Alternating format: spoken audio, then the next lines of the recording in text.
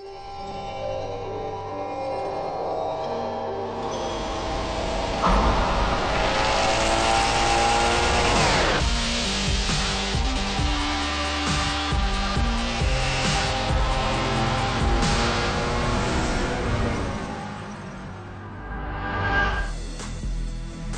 Motorsport's always been a series about innovation.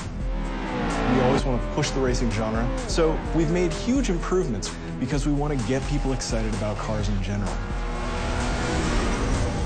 The Alps is the ultimate driving road because it's set in a beautiful location and the ribbon has been hand-tuned over months of testing to make sure that it's just the right balance of speed, challenge, fun, and a wide variety of cars for a wide variety of players.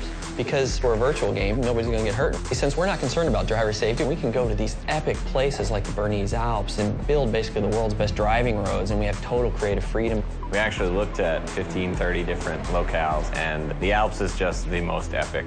The landscape is so surreal, it's crazy. I mean, these mountains are very different from any mountains you see anywhere else. I mean, it's just with all the jagged peaks.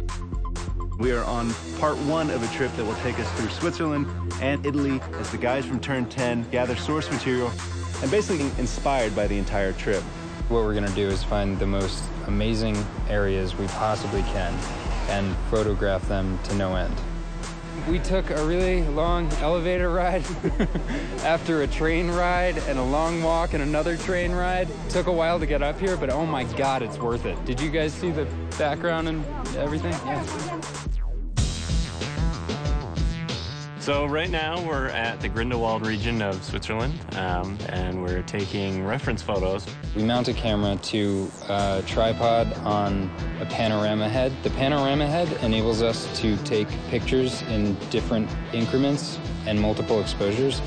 We stitch them all together and then we get an HDR. An HDR is high dynamic range image. Each frame that we do at a multiple exposure. So when you stitch it all together later, you can slide through all the different exposures. So you can go from a very dark scene with a little pinpoint where the sun is all the way up to a very exposed image. And that way it gives us the full range to play with when we go to make our sky domes later.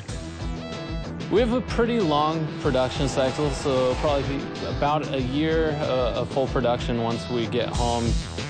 So we bring back all of our reference, we start modeling rough landscapes that existed there so they're fairly accurate, but we're not bound to recreate it perfectly as it exists because there isn't a track there. But we want it to be believable. It needs to fit with the other real racetracks in the game. So we create a whole backstory about how the Bernese Alps came to be. It started off as a ski resort, and roads were built for workers in the wintertime, and then this rich entrepreneur bought it and tried to build a racetrack there, but got shut down. So by creating this rich backstory, everything is there for a reason. It's believable. Fictional tracks are a chance for us to really showcase some of the graphical tech that we have in our game. We've redone our lighting engine, and this track in particular, with its very bright snow and blooming, really shows off what our graphics engine can do. The television can only represent basically one order of magnitude of brightness, from 0 to 255, black to white, whereas the human eye in the real world can see, I think, 7 orders of magnitude of brightness, and in the real world there exists far beyond that. The sun is infinitely brighter than a white piece of paper, but on a television screen they look the same. Well, we found a way to basically reverse engineer that at full HD resolution on the Xbox 360. So what we do is we captured high dynamic range images of the world, and that gets baked back into the lighting and the reflections on the car, which means the sun is order of magnitudes brighter than a white piece of paper and is brighter than gray asphalt, which basically makes the cars look really grounded in the environment. We've traveled thousands of miles, we worked thousands of hours, and here it is, the Bernese Alps track in Forza 4.